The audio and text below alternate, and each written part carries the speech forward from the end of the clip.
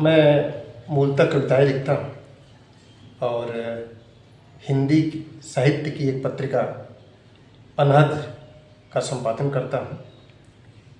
Online एक पत्रिका है, पहली बार उसको निकालता हूँ और एक महाविद्यालय में इतिहास का प्राध्यापक हूँ। आज मैं अंकित तिवारी जी से रूबरू हूँ, जो मीडिया डिक्शनरी के लिए हमारे समक्ष हैं। दरअसल हम लेखन की बात करें कि हमारा लेखन क्यों है, किस लिए है, तो एक सामान्य सी बात आती है। मैं एक चर्चा आपसे कर लूँ कि थोड़ा प्राध्यापक होने के नाते मैं अपने छात्रों से अक्सर ये बात करता हूँ कि बताओ चाँद पर या मंगल पर कितने देश हैं। और हमारे इस सवाल से बच्चे चौंक जाते हैं। मैं बच्चों से कहता हूँ कि कुछ बचकाने सवालों ने ही इस दुनिया को बदला है।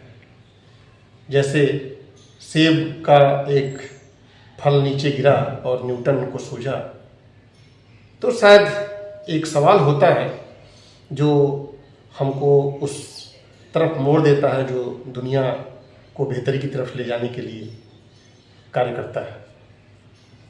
बच्चे हिचकिचाते हैं और कहते हैं कि सर चाय पर कहाँ कोई देश है, वहाँ पर तो जीवन ही नहीं है। मैं फिर उनसे सवाल करता हूँ कि तो फिर वहाँ कोई देश नहीं है, यानी कि देश होने के लिए व्यक्तियों का होना जरूरी है, यानी कि कोई धर्म होने के लिए व्यक्तियों का होना जरूरी है, कोई जाति के लिए व्यक्तियों का होना जरूरी है। तो फिर जब कहा जाता है कोई राष्ट्र महान है, जब कहा जाता है कोई धर्म महान है, जब कहा जाता है कोई जाति बहुत बड़ी है, तो क्या ये सही बात है? मुझे चंडीदास की पंक्तियाँ याद आती हैं, बांग्ला कवि। साबार ऊपर मानुष सत्तो तहार ऊपर किछु नहीं, यानी कि सबसे ऊपर मानवता का धर्म है, उससे ऊपर कुछ भी नहीं है। हमारा ध्येय भी यही होना चाहिए।